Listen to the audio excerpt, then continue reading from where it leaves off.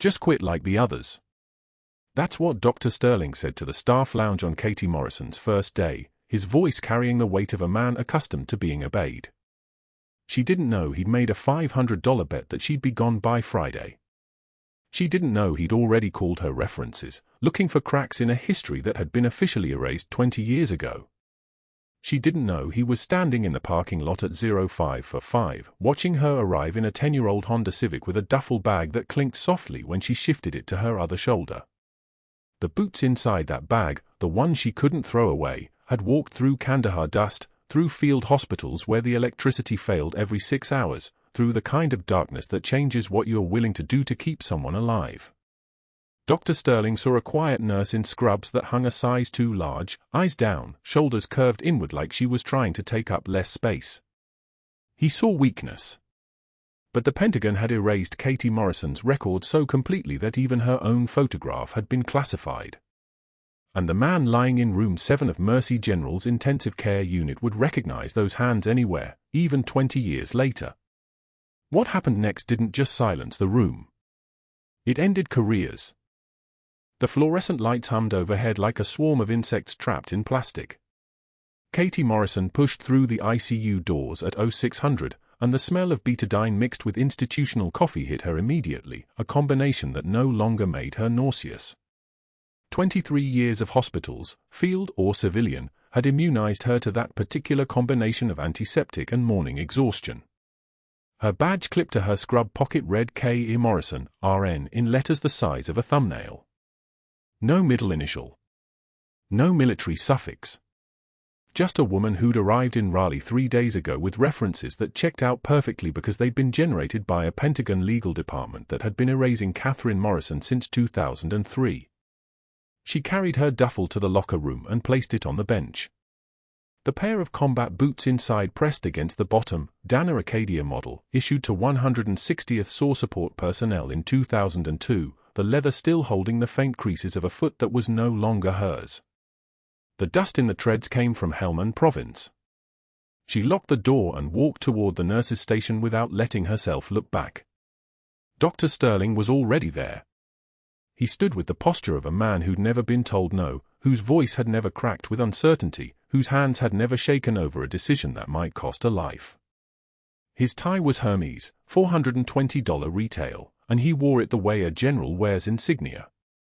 The cardiac surgery chief had been running Mercy General's critical care for 12 years, and in that time, no nurse had successfully challenged his protocols, no resident had questioned his decisions in front of the attending physicians, and no one, absolutely no one, had ever suggested that his aggressive sedation approach might be inappropriate for a patient whose thoracic injuries required gentle ventilation to prevent secondary trauma. He'd built his department on the principle that authority meant never explaining yourself. As Katie approached room 7, Sterling was already inside, standing over the bed where Captain Hasan lay unconscious, his chest rising and falling with the mechanical rhythm of a ventilator set to aggressive settings.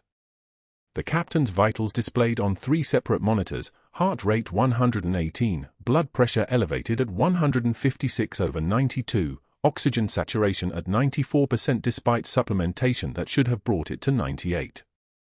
7 bullet wounds. 7 separate trauma entries in the medical record, though the paperwork had been redacted so thoroughly that Katie couldn't even determine the nature of the incident. Navy, Sterling announced, loud enough for her to hear through the observation window. Classified operation gone wrong. We don't ask, we don't tell, and we sure as hell don't expect him to recover.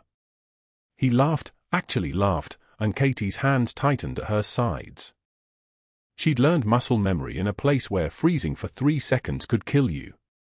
In Kandahar, in a field hospital that was more top than structure, she'd performed open-field interventions on soldiers whose names she would never officially learn, whose faces had been classified, whose survival was measured in hours because medevac helicopters couldn't land in active fire zones.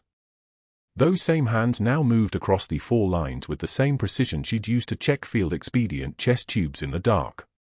She'd learned to work without emotional attachment to the outcome because attachment was a luxury of peacetime medicine. But when she saw the name on the chart, Captain Hasan, USN, her hands trembled. Just for a moment. Just barely enough for anyone watching to see it and misinterpret it completely. Sterling saw it. His eyes narrowed with satisfaction, and that smile appeared again, the one that came with power over other people's doubt. Katie steadied her breathing and stepped into the room.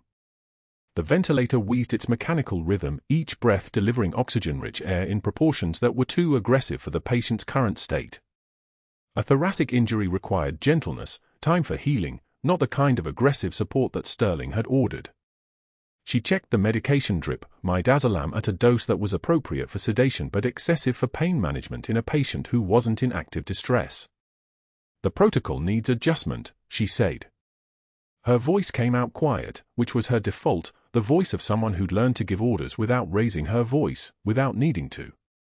In the field, you didn't yell at a soldier to move. You looked at them, and they moved. Sterling turned to her with the expression of someone who'd just been told that his medical degree was optional. "I'm sorry. The ventilator settings. For thoracic injuries, we need a more conservative approach. Gentle respiration. Allow the lungs to heal without aggressive support." She pointed to the monitor with one steady finger. "Oxygen saturation is compensating now, but this protocol will cause secondary trauma to the healing tissue. Given the nature of the wounds are classified, nurse. As is my treatment plan." Sterling's voice had dropped to the tone he used with residents he was about to humiliate. "If you have a question about my medical decisions, you can ask me during rounds. In front of the attending. Not in my patient's room." Katie nodded. She'd learned this rhythm too. Challenge authority quietly, get shut down decisively, and then wait for the mistake to become obvious enough that even the people denying it could no longer pretend. Sterling left the room with the kind of stride that suggested he'd forgotten her already. But Katie's hand was still on the bed rail, and she was looking down at a face that had changed since Kandahar, older, hardened, carved from bone and scar tissue, and the particular kind of endurance that came from surviving things that shouldn't have been survivable. Captain Derek Hasan. The 7-year-old boy from a crossfire zone had become a Navy officer with 7 bullet wounds and no way of knowing that the hand checking his vital signs had sewn him back together 2 decades ago in a place where the power failed every 6 hours. She didn't flinch. She completed the assessment, documented her findings, and moved to the next room with the same measured pace she'd used for every shift of the past 20 years. Nobody watched her go. Nobody noticed the slight tremor in her hands as she gripped the medication cart, or the way her jaw clenched when she heard Sterling's voice echoing from the conference room down the hall, already on the phone, already building something. The machine of hierarchy was already turning. She could feel it the way soldiers feel incoming artillery, the vibration before the impact. That afternoon, during shift change, the staff lounge filled with the particular energy of medical professionals eating lukewarm sandwiches and complaining about insurance companies. Katie sat in the corner with her turkey and Swiss, unremarkable, invisible, the way she preferred. Sterling arrived with an audience, 2 residents, the evening charge nurse, and the kind of confidence that came from never being contradicted. "I give this one a week," he announced, not bothering to lower his voice. 6 days, actually. I've got $500 that says Morrison quits by Friday. Anyone want to take that action?" The residents laughed nervously. The charge nurse smiled in a way that wasn't quite kind. Katie kept eating. She'd learned to let other people's certainty about her weakness become the environment she moved through. Sterling's bet hung in the air like exhaust fumes, obvious, toxic, and completely missing the point. She'd stayed alive through 3 tours in a war zone. She'd stayed alive through an erasure so complete that the person who'd arrived at Mercy General 3 days ago had no official Navy record, no family listed, no history before 2023. A $500 bet wasn't even noticeable. After lunch, Katie returned to her locker. She needed to do something with her hands before they started shaking in a way that would be visible to someone watching. The duffel sat on the bench exactly where she'd left it. She opened the combination lock, 1-9-0-3, Derek's birthday, the detail she shouldn't have memorized, and pulled out the boots. The Dana Acadia model had been rated for desert operations. They'd been rated for mines, for hot surfaces, for terrain that wanted to kill you. The leather was creased from use and age. The soul still held fragments of Kandahar dust. She'd kept them because throwing them away felt like abandoning him in the field, and some muscle memories never relaxed, even 20 years later. Katie pressed the heel of one boot against her palm and felt the ghost of the pressure, the weight of a child's body, the way he'd clung to her as she'd carried him from the crossfire zone to the hospital tent. Now he was a captain with 7 bullet wounds, and he didn't know she was the one who'd taught him to survive. She sat down on the bench, still holding the boot. Her fingers traced the worn leather. The tremor in her hands wasn't fear. It was restraint. It was 20 years of discipline, all of it suddenly fragile because the boy had become a man and he'd found his way back to her, and Sterling was going to destroy everything because he saw weakness where she'd spent decades hiding strength. She locked the boots away again and stood. The evening shift was waiting. She had 12 hours to prepare for the moment when Sterling finally proved himself competent enough to be dangerous. Nobody at Mercy General knew that the quiet nurse in room 7 had once directed a surgical team with nothing but hand signals in a hospital that was being strafed by small arms fire. Nobody knew that the tremor she'd allowed Sterling to see was the only crack she'd ever permitted in 20 years of controlled composure. She'd learned a long time ago that the most dangerous thing you could do was give someone power over a secret they didn't understand. Sterling had already won the first round. But Katie had survived wars. This was just a man in a $420 tie who made bets about other people's breaking points. She had time. The staff lounge at Mercy General smelled like burnt coffee and institutional regret. Dr. Sterling stood at the center of the morning briefing, the duty roster held like a declaration of war, his pen jabbing down on Katie's name with the precision of someone who'd made this decision long before the meeting started. Residents and nurses circled around the counter in that particular formation of the powerless, close enough to hear everything, far enough away to deny witnessing it. The fluorescent lights overhead cast everyone in that hospital pallor that makes a Thursday morning feel like a deposition. "Let's make this interesting," Sterling said, his voice carrying the specific confidence of a man who'd never experienced real consequences. "I'll bet anyone here $50 that our timid little Katie doesn't last the week. She questioned my clinical judgment yesterday. You all saw it." He smiled, the kind of smile that isn't actually happiness but rather the physical expression of having already won. "Any takers?" Nervous laughter rippled through the room like a response to a cue. 3 residents exchanged glances. A nurse named Paula actually nodded, processing the bet as if this were normal. As if this were acceptable. Katie stood in the doorway, holding patient charts against her chest like armor. She'd been coming to report on the overnight ICU status and had walked directly into this. Sterling met her eyes across the room, held them, deliberately, watching for the flinch. For the break. She took one measured breath. Just one. The kind that cost something. A single tear escaped. She wiped it with the back of her hand without breaking eye contact. The room went so quiet you could hear the refrigerator compressor cycling behind the sink. When she spoke, her voice came out devastated but completely steady. "I've picked up better men than you from worse places than this floor, Doctor." The silence lasted exactly 3 seconds. Then Sterling turned back to the briefing, his face reddening in a way that made it clear he wasn't accustomed to being answered. The residents looked at their shoes. Paula suddenly became very interested in her phone. Katie placed the overnight reports on the desk, neat stack, precise, and turned to leave. Sterling said nothing. But later, at 0800, he would make the first of 3 calls that would begin the systematic dismantling of her employment. By Thursday at 12:15, Katie had learned not to eat lunch near the cafeteria's center. She carried her tray through the service line, turkey sandwich, apple, coffee from the dispenser that tasted like burnt copper, and navigated between the tables toward an empty corner near the windows. The lunch crowd provided what little anonymity Mercy General's cafeteria offered. She was thinking about the shift ahead, about Captain Hasan's chest tube output trending the right direction, about whether his O2 saturation would hold at 96% once the surgical trauma had time to settle. Dr. Sterling walked directly into her path. The collision seemed accidental, he was coming from the opposite direction, and these things happened in busy spaces.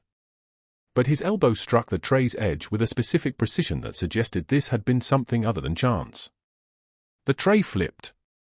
The turkey sandwich arced through space like a small bird. The apple rolled across linoleum in a perfect arc. The coffee cup tumbled and shattered, and what might have been a simple disaster became a humiliation prop spread across white tile in a geography of shame. "Watch where you're going, Katie," Sterling said loudly enough for the surrounding tables to hear. Loud enough for the dietary staff at the service window to turn and look. "You're not on a battlefield anymore." The last phrase hung strangely specific in the air. He didn't know why he'd said it. Something about her composure, the way she moved, suggested something military, but he couldn't have known. She was just a nurse. She had to be just a nurse. Katie knelt slowly. Her hands moved with mechanical efficiency, picking up the broken plate shards and gathering them into a pile.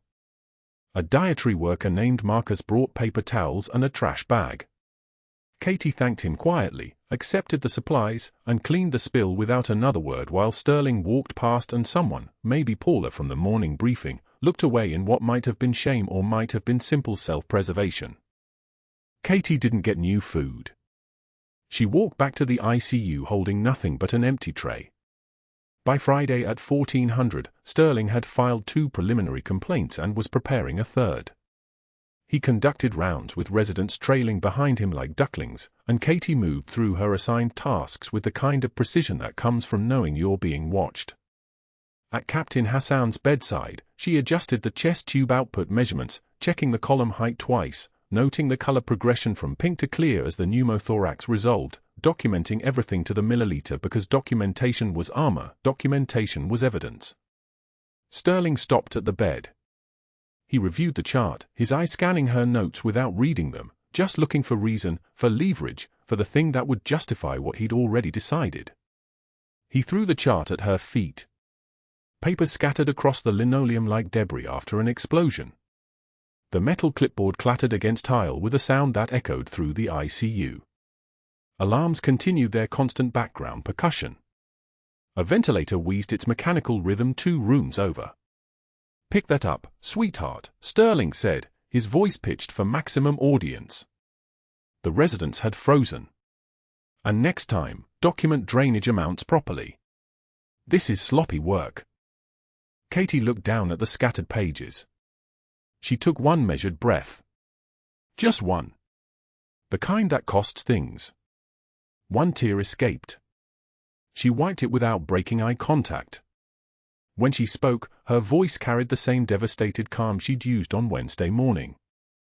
"The measurements are accurate to the milliliter, doctor. I triple-checked them." She knelt.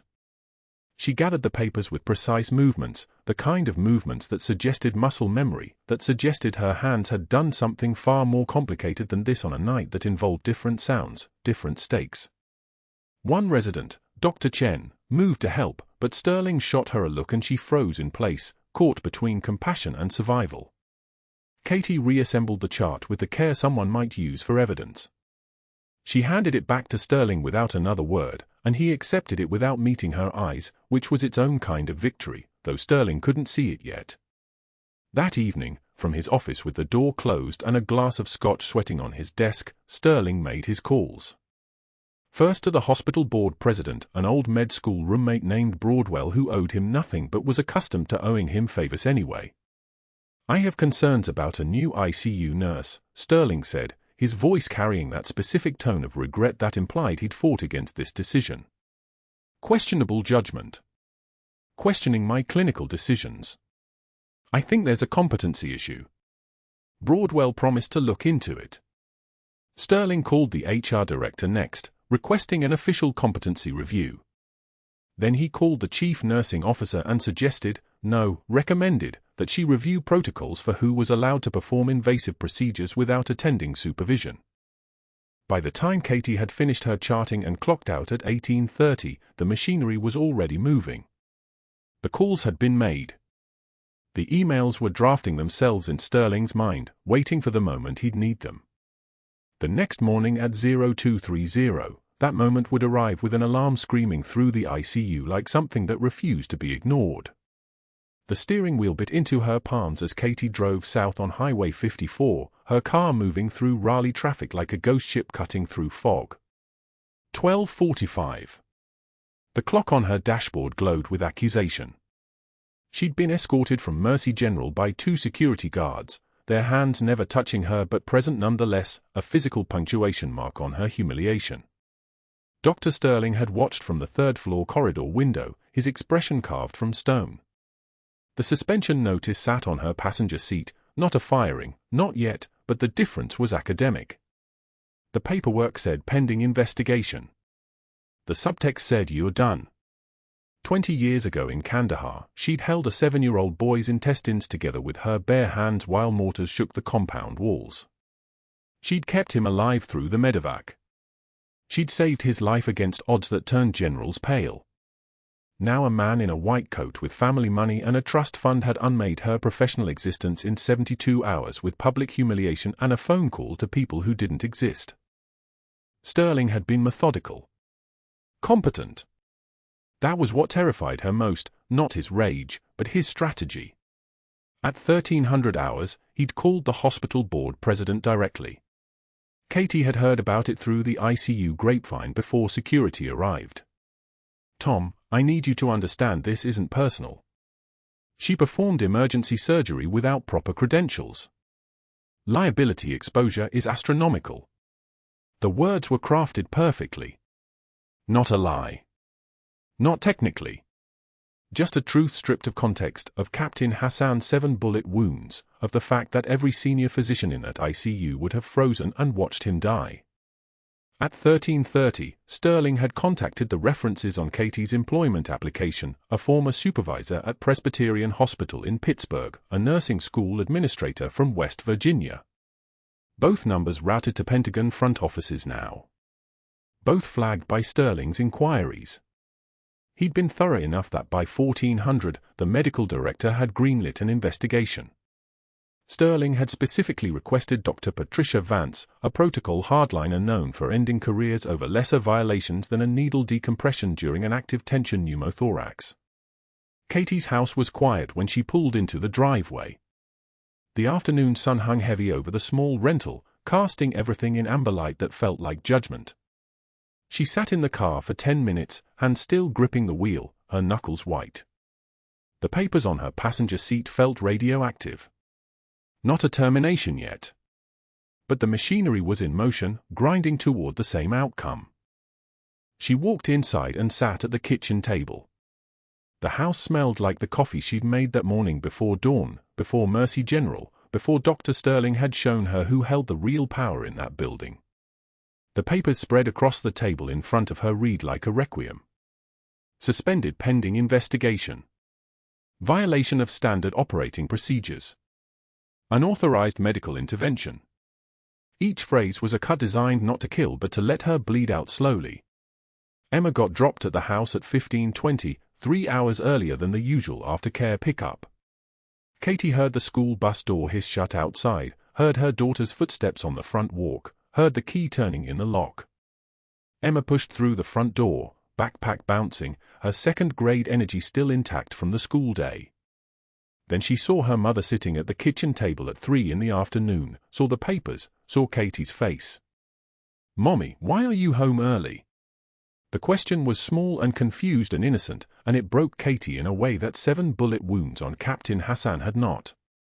Her composure, the thing that had kept her alive for 2 decades, finally fractured. Tears spilled down her face. Not the measured single tear she'd shed in front of Sterling. Real tears. The kind that came from a mother who'd built a civilian life, a quiet life, a life where her daughter wouldn't grow up in hospitals with gunfire echoing down the corridors. "Mommy just had a hard day at work, baby." Emma dropped her backpack and wrapped her arms around Katie's neck, breathing in the smell of her daughter's apple-scented shampoo, the ordinary miracle of it. Katie pulled her close and closed her eyes, anchoring herself to this one unblemished thing she'd created in her civilian existence. Emma's small weight against her chest felt like the only truth in the world. Everything else, Kandahar, Sterling, the suspension papers, felt like a nightmare that had finally found her.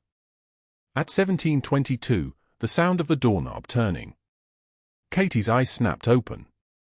Emma was still tucked against her, humming something from her math lesson. The doorknob turned again, harder. Katie had locked that door. She always locked the door. The lock broke, not picked, broken, the wood splintering around the frame like the house itself was screaming. 3 men in dark clothing poured through, weapons raised, eyes scanning the small kitchen. The lead gunman's gaze locked on Katie's face, and his expression shifted. Recognition. He barked something in Pashto, a phrase Katie hadn't heard in 20 years, a phrase that meant the medic. His accent was Helm and province. His bearing was military. His presence carried the weight of something she'd thought was buried. Emma. Hallway. Now. Katie's voice had changed. The civilian mother was gone. The senior chief was back, and she sounded it. But Mommy. Now. Katie shoved Emma toward the hallway as the lead gunman raised his weapon. She saw his finger tighten on the trigger. Saw his eyes tracking her position. Saw the moment he decided. The shot came before thought, a sound like a door slamming, and Katie felt the impact on her left shoulder, a burning that traveled through bone and muscle like lightning. She didn't flinch. Pain was information. Pain was data. The second shot came as she moved, pushing Emma deeper into the house. This one caught her right shoulder, spinning her sideways, and the third, God, there was a third, punched through her side, below the ribs, and she tasted copper. Her own blood. She'd tasted it before, in a desert compound while rounds came through the walls. Go. She pushed Emma toward the bedroom, toward the back of the house, her hand shaking now, not from fear but from the systematic shutdown of her nervous system as it registered catastrophic blood loss. She could feel it running down her ribs, warm and accusatory. The gunman moved deeper into the house, still speaking Pashto, still hunting. Then the back door exploded inward. Federal agents came through in tactical formation, weapons raised, voices shouting commands that sounded like they came from underwater. The gunman turned, split their fire, and the kitchen erupted into controlled violence. 2 agents moved on Katie immediately, dropping to her level, assessing her injuries with the clinical precision of people trained for exactly this moment. We're with the FBI. You're safe now. Your daughter? Bedroom. Back. Left side. Her voice sounded far away. The world was losing focus, detail by detail, like a photograph overexposing in sunlight. One agent moved deeper into the house while the other applied pressure to Katie's shoulder wound. The burning became a dull roar. Somewhere in the background, Emma was crying. Somewhere in the distance, sirens were coming. Somewhere in the silence between heartbeats, Katie understood that Dr. Sterling's suspension had just become irrelevant. The truth about her was about to walk through every corridor at Mercy General. The first bullet caught Katie in her left shoulder as she pivoted toward Emma, the impact throwing her backward against the kitchen counter with force that rattled the cabinet doors. The second shot tore through her right shoulder before she even registered the sound, a wet, meaty crack that her medical training immediately translated into hemorrhagic damage, brachial artery involvement, 72 seconds until shock sets in. Emma screamed. Katie stayed on her feet through muscle memory older than conscious thought, positioning her body between the gunman and her daughter like a shield made of scar tissue and defiance, her hands already pressing against the wounds even as blood spread across her scrubs in patterns that looked almost deliberate. Run, Emma, run. Her voice was steady. That was the thing they'd never understand, the trembling wasn't fear. It was restraint. The third bullet caught her in the side just below her ribs, catching her lung on entry. Katie went down, her vision tunneling, but she heard the back door explode inward, not a sound but a percussion, the entire frame splintering as FBI agents flooded through, weapons drawn, voices cutting through the gunfire like commands through static. The firefight lasted 18 seconds. 18. 2 gunmen down, 1 in custody, rounds fired at angles that had been calculated in real time by people trained for exactly this moment. Emma was crying, unhurt, held by a female FBI agent who was already moving the girl toward the back bedroom, away from the blood pooling across the linoleum. Katie tried to speak, but blood filled her mouth, tasting like copper pennies and failure. An agent applied pressure to her wounds, calling for ambulance, his hands precise, his voice controlled. "Stay with us, Senior Chief. Stay with us." The use of her rank cut through the pain fog like recognition. They knew. They'd always known. Mercy General ER, 1850 hours, Katie regained consciousness in a trauma bay where the lights were too bright and her chest felt like it had been split open by a chainsaw. Which it essentially had been, emergency tube thoracostomy in the ambulance, the paramedic's hand steady as he'd inserted the 36 French chest tube between her 5th and 6th intercostal spaces while the ambulance screamed through downtown Raleigh. Twin drainage tubes hung from her chest now, the bag slowly filling with blood-tinged fluid, each drop a reminder of how close to the ceiling she'd gotten. For lines ran from both arms, transfusion in progress, her blood pressure held together by other people's blood and the stubborn refusal of her body to quit. The ER attending was Dr. Chen, the same resident who'd watched Sterling throw the chart at Katie's feet 3 days earlier and had done nothing. Chen's face now showed shock and something else, recognition of a different kind. She'd heard the FBI agents at the door use Katie's rank. She'd been there when the agents told her that the quiet new nurse had carried a classified security clearance for 23 years. By 2100, Katie was stable enough for transfer to a guarded ICU room on the 4th floor, the same floor where Sterling had made his bet, where his authority had felt absolute, where a woman in scrubs had learned to pick her words the way SEALs pick their targets. FBI agents posted at her door. Not hospital security. Federal Bureau of Investigation. 2 of them, rotating shifts, armed, trained.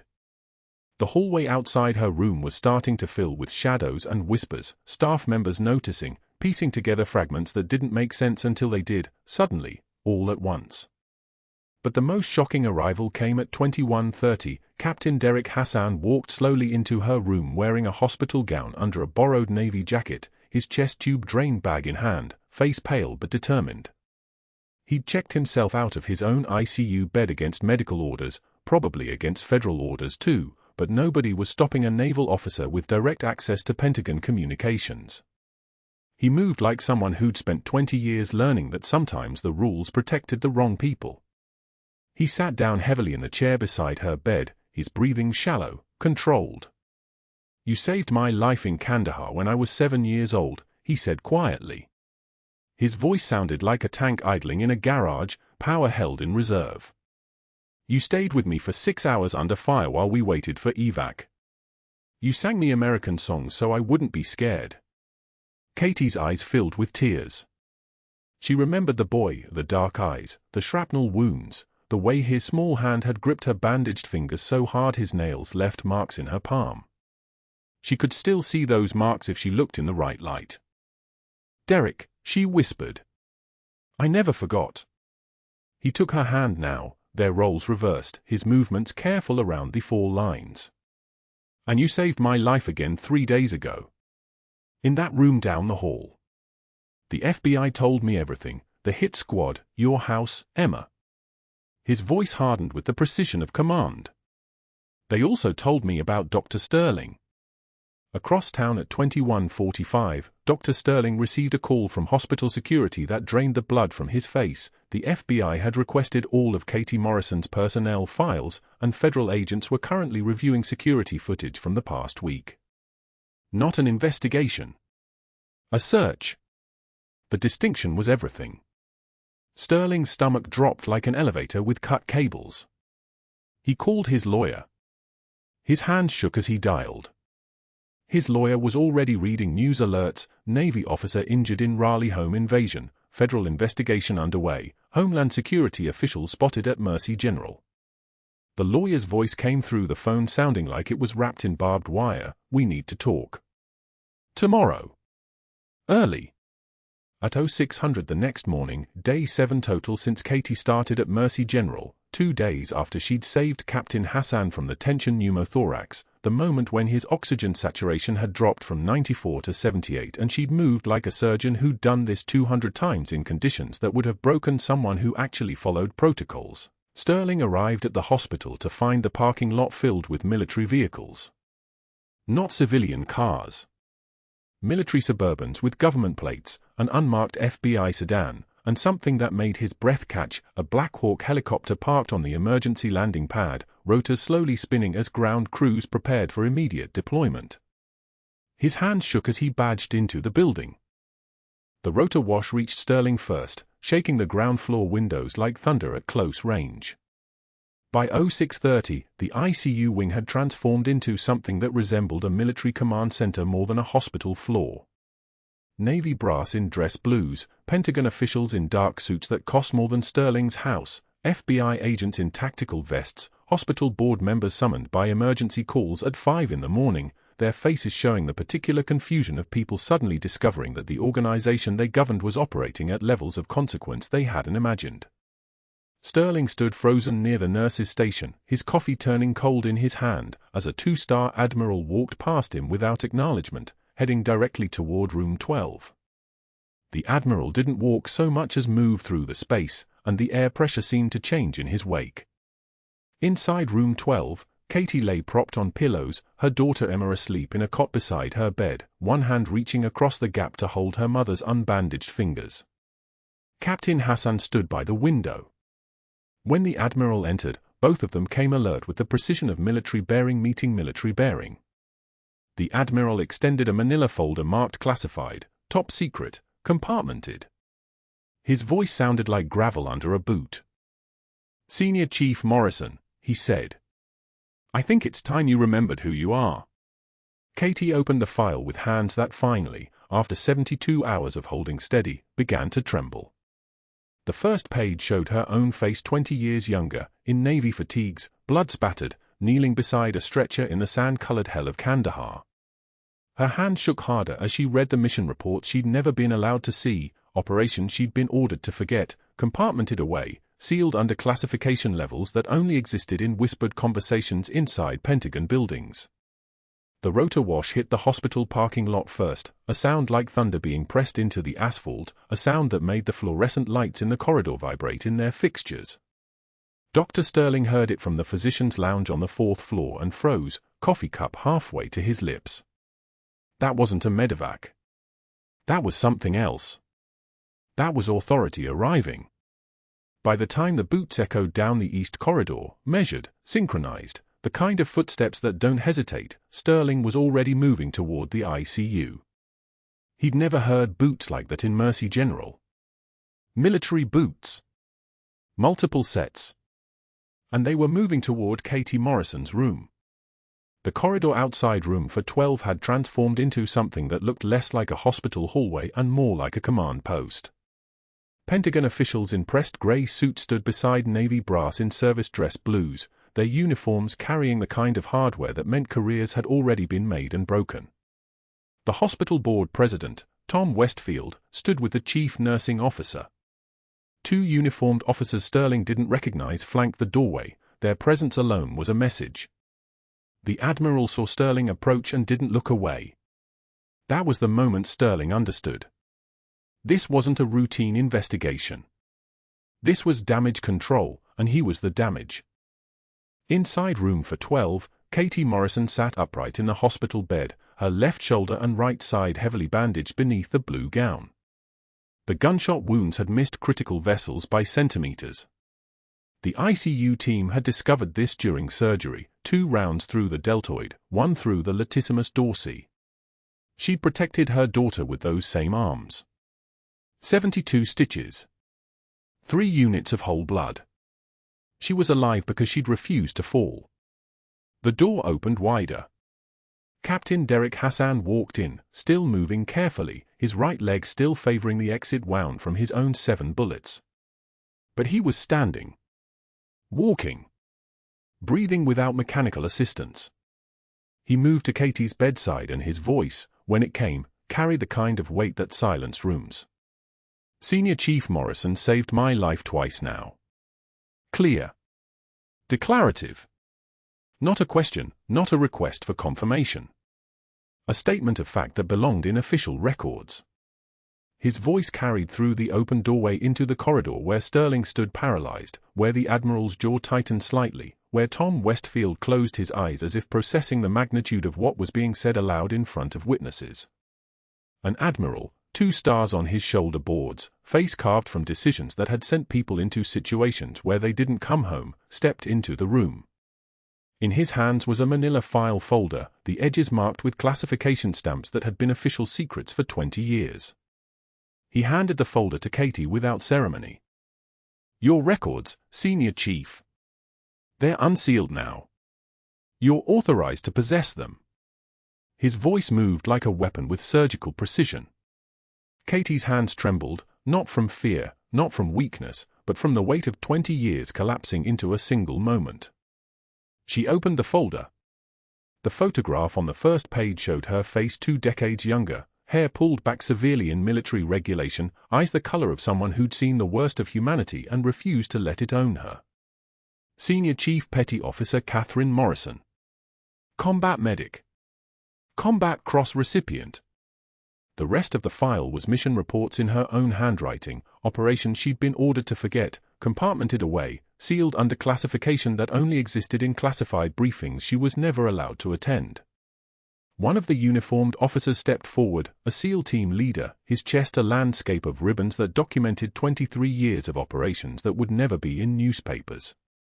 Senior Chief Morrison received the Navy Cross for valor during Operation Enduring Freedom, 2003.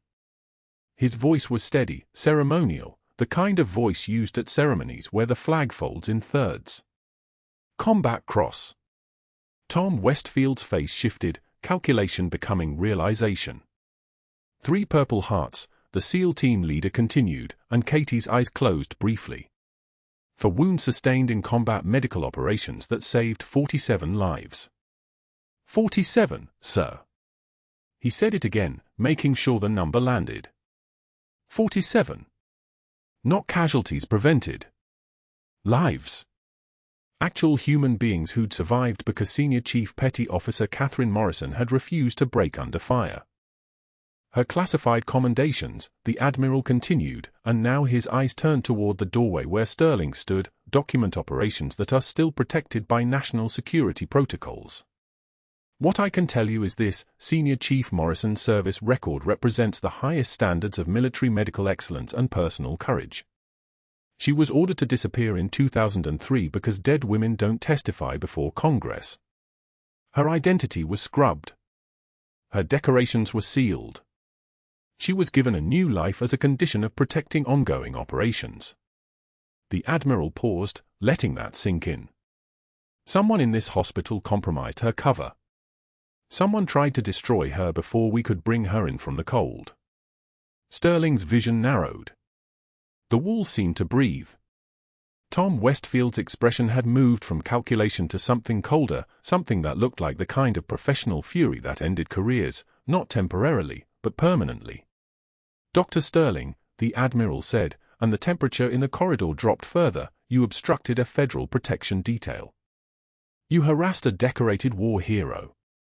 You attempted to terminate her employment while she was operating under national security protocols. You did this because you mistook silence for weakness. You were wrong on both counts." The admiral's voice carried no emotion, which made it worse. Emotion could be argued with. This was fact, documented, unimpeachable. By 1100 hours, local news vans were pulling into the Mercy General parking lot.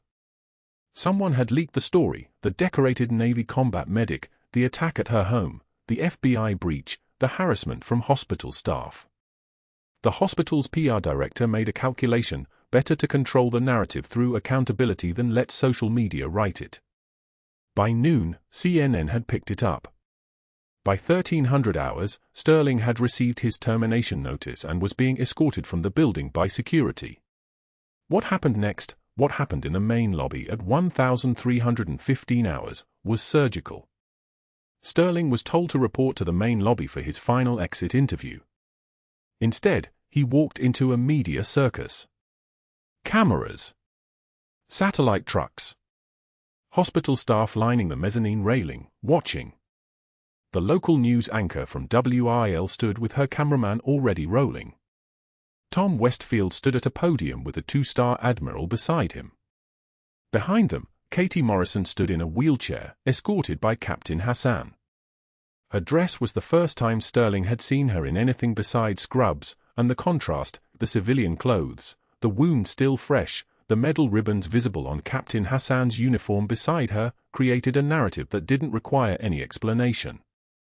Dr. Marcus Sterling's employment at Mercy General Hospital has been terminated effective immediately, Westfield announced, his voice carrying across the lobby, bouncing off marble.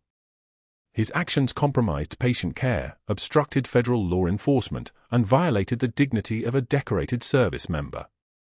This institution takes such violations with the utmost seriousness. Flashes erupted. Sterling stood frozen in a crowd of people he'd worked with for 15 years, people who were deliberately not meeting his eyes, people who were already beginning to move away from him like cells rejecting a contamination. The admiral stepped to the microphone. Senior Chief Petty Officer Morrison served this nation with extraordinary valor. Dr. Sterling's treatment of her represents institutional arrogance at its worst. He saw someone who wouldn't fight back and decided to break her. The admiral paused. His eyes found Sterling in the crowd. He was profoundly wrong on both counts.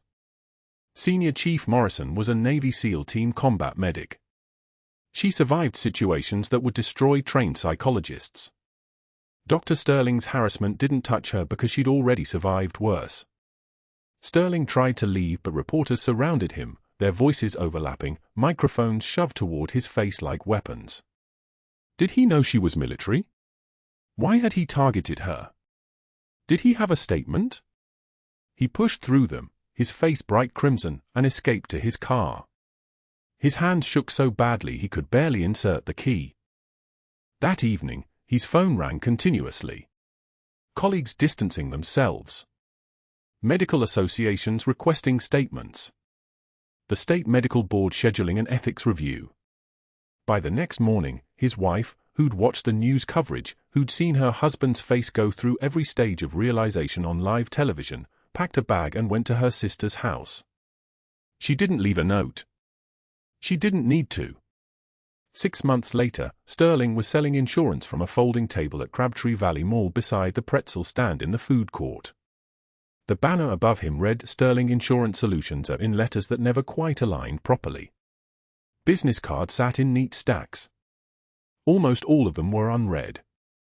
That same Saturday afternoon, Katie Morrison walked through the same mall wearing her navy dress white uniform, the formal white jacket, the dress white skirt, shoes polished to a mirror finish, her decorations on her left chest, her shoulder boards showing her rank finally, officially restored to the record books. Emma held her left hand, chattering about her math test. Captain Hasan walked on Katie's right in service dress blues, his own medals reflecting the mall's overhead lighting. They were heading to a military appreciation event at the community center. Katie had been asked to speak about her experiences, her identity finally unsealed, her records finally acknowledged. Emma tugged Katie's hand. "Mommy, look." Sterling sat behind the folding table, and the sequence of emotions that crossed his face when he recognized her, recognition, shame, fear, defiance, resignation, happened in the space of 3 heartbeats. His hands were shaking slightly. He'd aged a decade in 6 months. His suit was the kind you bought at discount outlets, the kind that didn't quite fit at the shoulders. Katie slowed. She could walk past, let the moment disappear into the noise and fluorescent lighting of the mall. But Emma was watching. Emma was learning what her mother did when she had the power to punish someone and chose something else instead. Katie approached the table. Sterling didn't respond immediately. She noticed his hands trembling. "Dr. Sterling," she said quietly, her voice exactly as it had been in the hospital, measured, calm, the voice of someone who'd made peace with things he'd never understand. "I don't expect an apology. But I want you to understand something. You saw someone you thought was weak because I was quiet. You mistook silence for fear. You mistook gentleness for fragility." She paused, letting the words settle between them like a map of the distance he'd traveled from authority to this folding table. I didn't fight back because I didn't need to prove myself to you. I'd already proven myself in places that actually mattered, in deserts where the cost of failure was measured in lives, not pride. In situations where silence wasn't weakness. It was survival. Sterling's voice came out hoarse. I didn't know. You didn't want to know. That's the difference.